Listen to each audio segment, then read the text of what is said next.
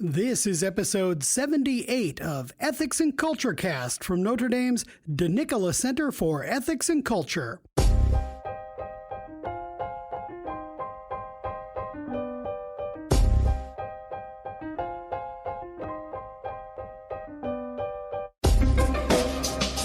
Welcome to episode 78 of Ethics and Culture Cast from the DeNicola Center for Ethics and Culture at the University of Notre Dame.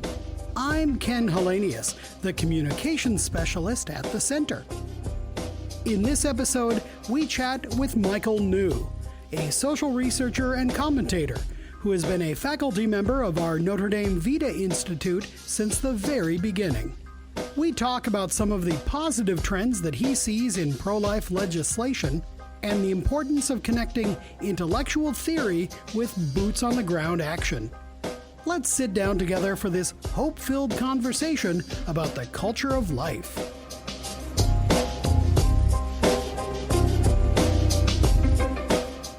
Well, Michael New, thank you so much for coming to be on the podcast.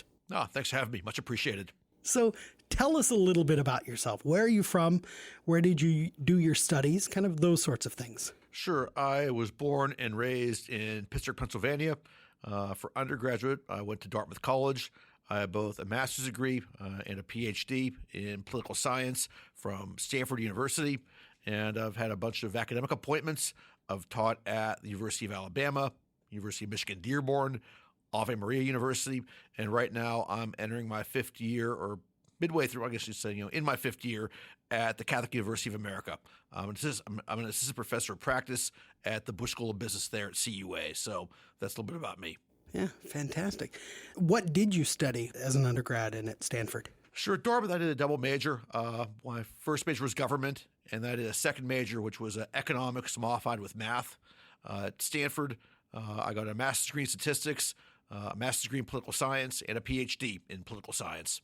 Okay, so not just kind of theory, but also numbers and then how to put it into practice? Yep, quantitative. That's kind of the main work I do. I do a lot of quantitative social science work that's kind of interest to pro-lifers, and I've been on the faculty of the Vita Institute, as I joke, since conception. I was the very first Vita in 2011. How did you first get involved in kind of pro-life? What drew you to the pro-life interest? Let's see, there's three things. There's how I became pro-life, how I became interested in pro-life research, and how I became kind of interested in pro-life street-level activism. I grew up in Pittsburgh. I'm a cradle Catholic. I went to a Catholic grade school, a Catholic high school. But honestly, growing up, abortion was not on my radar screen. I was like a lot of other high school students. I was scrambling around, trying to make good grades, trying to get myself into a good college. And this issue I didn't really give much thought to. I remember my junior year, I did see the movie The Silent Scream in a religion class, and that's a famous movie where, narrated by Bernard Nathanson, which depicts an ultrasound of an abortion, and I remember being kind of disgusted by it, but I didn't really run to the barricades and start doing pro-life stuff. So I enrolled at Dartmouth College in the fall of 1993, and honestly, my first year there, I was not that happy. The only things I really enjoyed about Dartmouth were the conservative political groups I got involved with as an undergrad. And I think that started steering me down a more of a pro-life path. And probably at some point freshman year, I would have been comfortable identifying as pro-life. But at the time, it was another issue. It was like kind of the capital gains tax or term limits. So sophomore year rolls around, and I'm sitting at Mass. And I wish I could remember better what happened. But I just remember something hit me like a ton of bricks. Like, abortion is a really important issue. This is life and death. This is much more important than kind of the capital gains tax, term limits, or whatever the idea of the week is. And, I felt that I should be doing something about it. Well, I'm probably a 19-year-old college sophomore. What can I do? Maybe start a campus group. So shortly thereafter, I talked to the priest, and I mentioned to our campus priest, I'd like to start a pro-life group. And he tells the other students already working on it. He gave me the student's name. There's a guy named Paul De Gaetano, and I emailed the student and worked with him, and we had our pro-life group at Dartmouth. And this is before Students for Life. We were kind of left to our own devices. We wrote letters. We actually did host a conference the spring of '97. We actually had Alan Keyes came to campus. One of the nice things about New Hampshire is that presidential candidates are always very eager to visit campus, so that was a nice event for us. So, and again, I stayed active, doing campus pro-life stuff as a Stanford grad student, again, working with the campus group, bringing speakers there. My last year at Stanford, we collaborated with the students at Berkeley on a conference. We actually had a pro-life rally on the Berkeley campus featuring Sarah Foster, a feminist for life. And there were some hecklers and some pushback, but kind of interesting. Some of the people came to protest actually liked what Sarah had to say. I mean, she jumped up and said, I think UC Berkeley should do more to help pregnant students and parenting students. Everybody cheered. Even the left-wing people who supported abortion thought that was a good idea. So that was an interesting event. So that's how I kind of got interested in the issue. That said, as a Stanford grad student, it never really dawned on me to combine my interest in sanctity of life issues with my research. In a lot of academic fields, including political science, there's kind of a herd mentality. You essentially research what the best people in your field are researching. And in the late 90s, early 2000s, I did not see a lot of political scientists really writing about abortion. So my dissertation dealt with state-level budget rules and fiscal limits. But it got me thinking that in the 1970s, we had a tax revolt. And one thing I kind of saw in my research is that a lot of the things that people put in place to try to limit government during the tax revolt didn't work that well, or at least didn't work that well long term. And there's, an important, kind of truth to that, which is just because you're trying to do something, doesn't mean you're actually achieving something. So, good intentions are one thing, but, we have to ask a question. Do the laws we put in place actually work? So I noticed that pro-lifers, work very hard to pass all these incremental pro-life laws. We try to pass laws requiring, parental involvement. We pass informed consent laws. We try to prevent state Medicaid programs from paying for abortion. Do these laws work? And I didn't really see much research on it, but I did see that the Center for Disease Control did release, state-by-state abortion rate data. So I thought to myself, why do we study on this? Why not analyze some of these state-level pro-life laws? And state politics is what my background is. This is something I can do. So I got my Ph.D. in 2002. I moved to Boston. I got a research job at Harvard that gave me some time to work on my own projects. And my plan was to try to have a study out by January of 2003. I wanted to study out by the 30th anniversary of Roe v. Wade. And I did a study and found the laws had positive effects. I wasn't really plugged in. I remember emailing it out to a few people, and it didn't get much of a response. So, January 2003 comes and goes. And I was very lucky to be at Harvard because the Kennedy School of Government had a visiting fellow program, and they'd bring political professionals into D.C. to meet with students and meet with faculty and, run seminars. And one of the visiting fellows that spring was a guy named Stuart Butler, who at that time was the vice president of domestic policy at the Heritage Foundation. And he ran a seminar on healthcare policy. So I attended the seminar. I got to know Stuart a little bit, and I had lunch with him. And I asked him, would Heritage Foundation be interested in doing a study on the impact of pro-life laws? And he was interested, but this time Heritage didn't really focus on social issues. Heritage Foundation at that time was largely focused on economics and foreign policy, and social issues were not emphasized. So there was interest, but there was also concern that this is the first time they ever did a study on abortion, and they really wanted to make sure their I's were dotted, their T's were crossed. So that summer, they had an intern reconstruct my whole data set from scratch. So you had abortion data from 50 states over probably 20 years, holding a range of economic and demographic variables constant. This intern did find a few minor mistakes, but nothing that really changed my results, and they agreed to publish. So January of 2004, the day of the March for Life, Heritage Foundation releases my study. And it does show that, yes, incremental pro-life laws do work, that requiring parental involvement of minors lowers minor abortion rates. Informed consent laws, giving women information about alternatives, that lowers abortion rates. Found that, limiting taxpayer funding of abortion through Medicaid programs, that lowers abortion rates. So it comes out, the day of the march, and I kind of thought the pro-life movement would come by, pat me on my head, thank me for my study, tell me what a nice guy I was, and that'd be about it. Didn't work that way. People were very excited about this. And all of a sudden, I'm getting all kinds of invitations to write and speak, and I'm all too happy to do this. And one thing I just really hadn't realized was that, to be honest, the pro-life movement didn't really have its own kind of in-house social scientist. And that's what I was trained to do. So I'm like, you know what? This is a good cause, a great cause. I agree with these people. I'll just throw it over my shoulder and run with it. So, I was often asked to, critique studies the other side put out.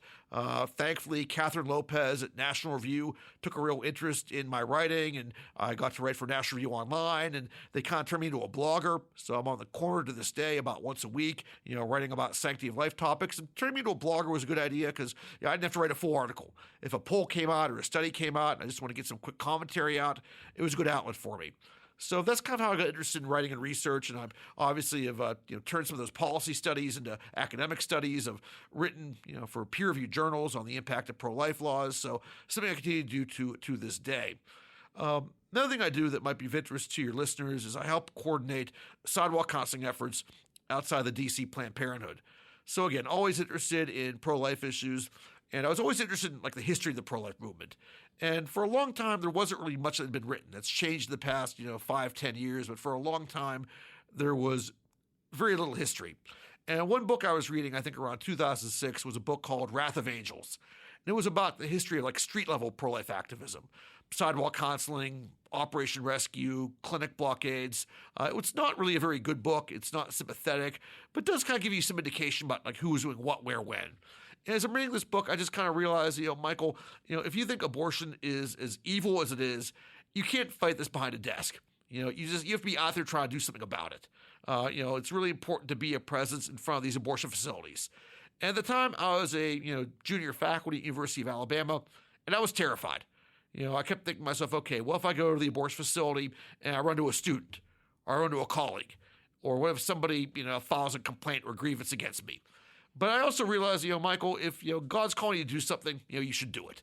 That at the end of the day, God will take care of you. So, one time I think I was advising the pro-life group.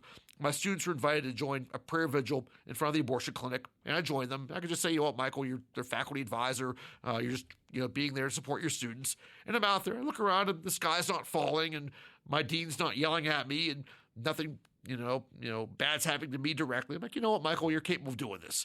So, I started sidewalk counseling in Alabama, and during my time there, I'll be honest, I never ran into my dean. I never, that I'm aware of, I never ran into a student of mine or any UA student, to be honest, that I knew of. And I did run into a colleague of mine once, but he actually liked what I was doing. He was actually a pro-life liberal, but thought the people praying outside the Tuscaloosa abortion clinic was a good thing. So he kind of admired what we were up to. So I thought that was kind of a nice exchange.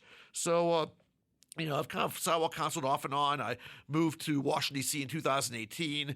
One day, after getting settled in, I took a trip to the Planned Parenthood, and I discovered that there weren't that many people there. There used to be a very strong contingent of sidewalk counselors, but the Planned Parenthood moved locations, and just circumstantially, a lot of people quit coming. So I've tried to build that back up. And, it's not the sort of activity that people are going to always bang down your door and want to do. But, bit by bit, we've gotten more people out there. We have a better presence out there. And, again, it's not for everybody.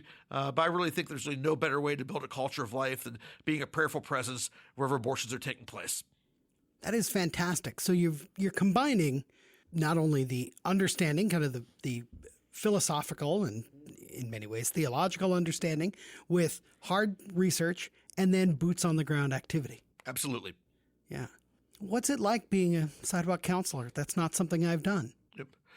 I joke that sidewalk counseling is both the best and the worst thing I do every week. It's not necessarily something I look forward to. It's because honestly, we're in a very liberal city. We get very little support from passersby. And it's also the sort of thing where you just don't always see, positive things happening in front of you every day. You're a good prayerful presence. I think the prayers, have an impact. I think there are things that go on we just simply don't see. But if you're looking for, exciting situations where women change their mind because of your presence, that does happen, but doesn't happen every day. So it's just something you have to be very patient with and just very prayerful. So again, there's a lot of pushback. There's clinic escorts that try to, be disruptive of what we're trying to do. But it's just important to be prayerful, be holy. I always joke that I have one of the best jobs in the pro-life movement. Because, I do writing, I research, I get to be on great podcasts like this one, I get to be on the radio, I get an occasional TV interview once in a while. These are fun, pleasant activities. I don't have to raise money for the most part, and I don't have to deal with real people with real problems unless I choose to do so.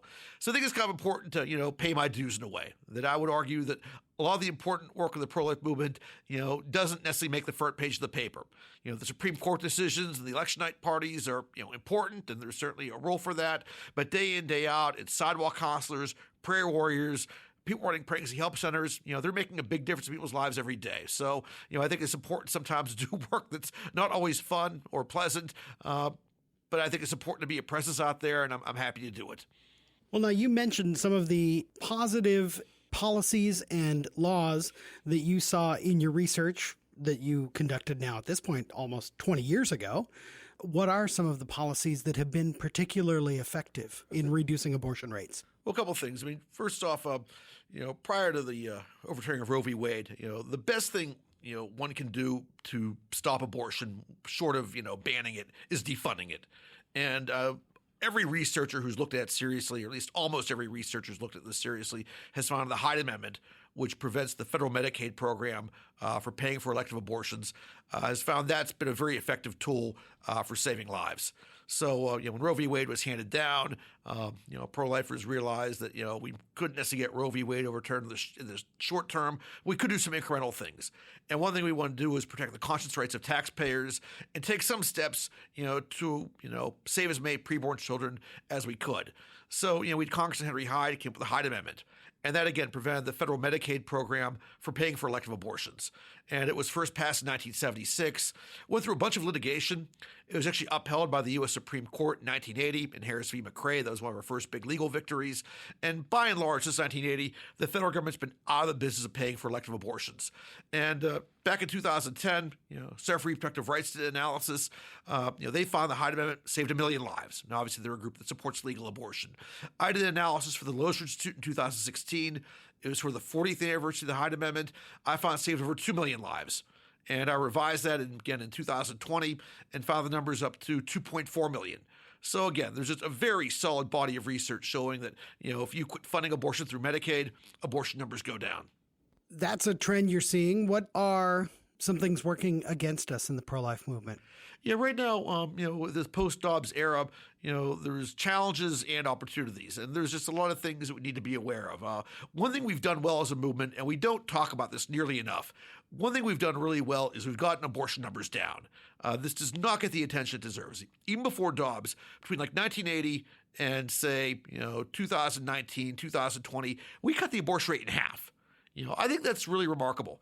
I think if you would have put me into a time machine and sent me back to 1980, and, I could talk to the pro-life leaders back in 1980, and sitting around the table are Jack Wilkie and Joe Scheidler and Nellie Gray and Miller Jefferson. I told them, say, look, it took us 42 years to overturn Roe v. Wade, and that was probably a lot longer than you think it would take. But even before we overturned Roe v. Wade, we cut the abortion rate in half. I think those pro-life leaders were pretty skeptical about this visitor from 2022. But that's exactly what did happen. So we actually did well getting abortion numbers down. And before, the reversal of Roe, I would tell that to every pro-life audience, saying, maybe we're not making as much progress as we'd like. We are making real progress. So don't be discouraged. Abortion numbers are falling, in part because of our efforts. So that's a positive trend. Unfortunately, prior to Dobbs, we saw some evidence that abortion numbers are ticking back up a bit. And there is a couple reasons for this. First off, a lot of blue states are repealing pro-life laws. Illinois, for instance, they've started funding abortion through their state Medicaid program. That's gotten abortion numbers up in that state. Maine, tragically, is funding abortion through their state Medicaid program. Illinois repealed their pro-life parental involvement law. Massachusetts, weakened their pro-life parental involvement law. So we see some pushback in blue states where they're repealing or weakening existing pro-life laws. Also, there's been a big increase in not a big increase, but there has been a pretty sizable increase in chemical abortion. I think recent data from Guttmacher shows that over half of all abortions right now are chemical abortions.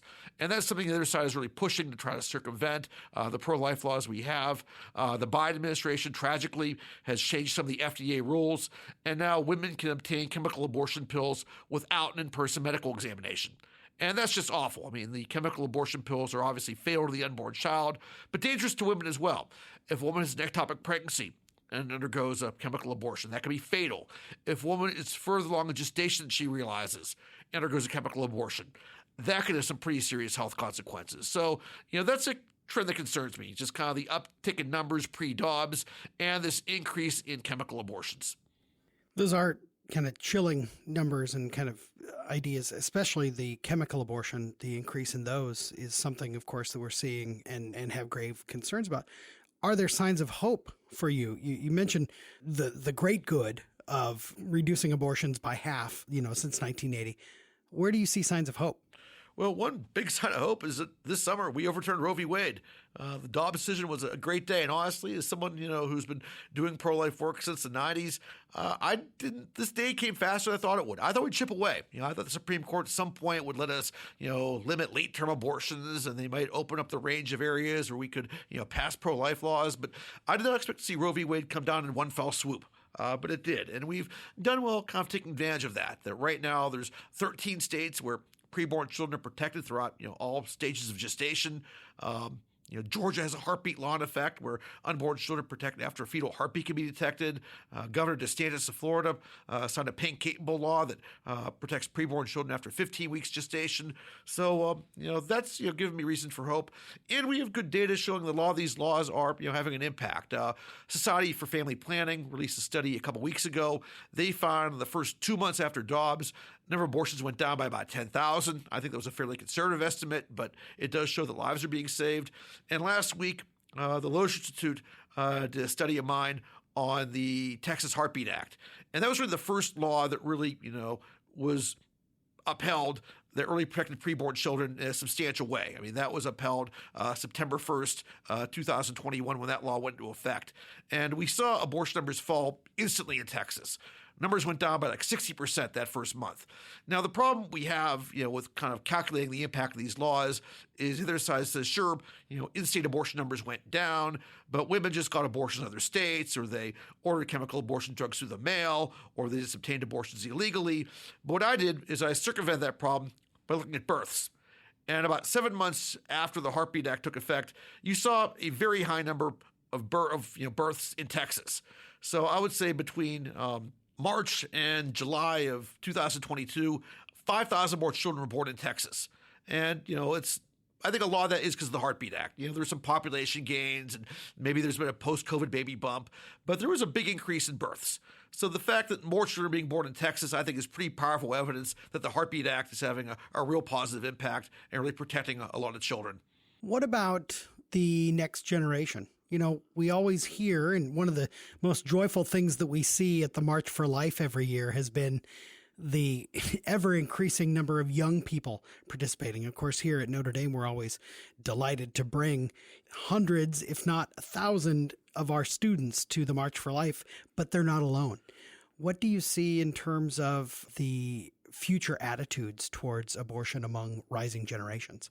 It's interesting that young people are a lot more active and a lot more organized on this issue today than when I was in college. Even as an undergrad at Dartmouth, even in conservative political circles, a lot of people were not pro-life. I'd say when I think of the classmates of mine who were active in conservative politics at the time, I thought a third were like pro-life and serious, thought was important. A third were pro-life on paper. They thought it was the right position, but it wasn't that important to them. And a third were probably actively pro-choice or supported legal abortion. Now, very rarely would I find like a student today active in college Republicans who's not pro-life. So, I think certainly that, we've made some real headway among students.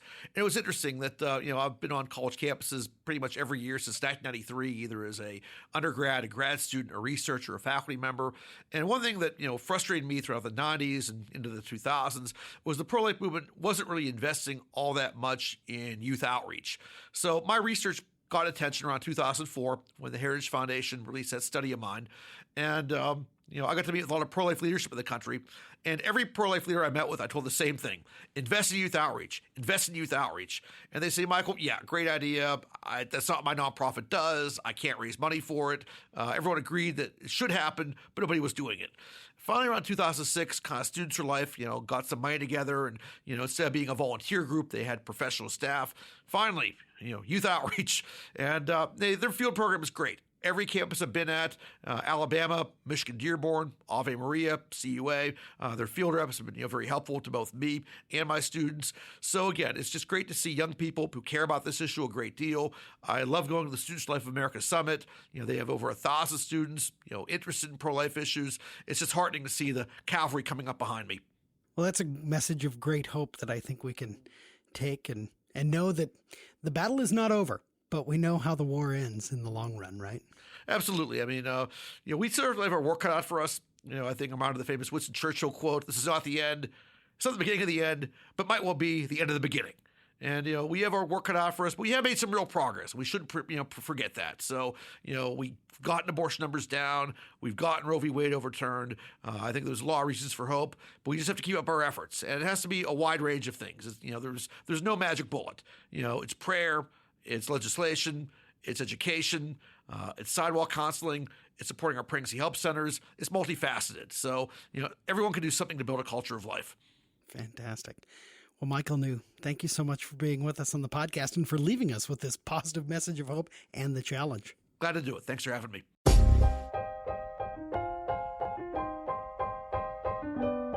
Thank you to Michael New. In the show notes, you will find links to some of his commentaries and blog posts.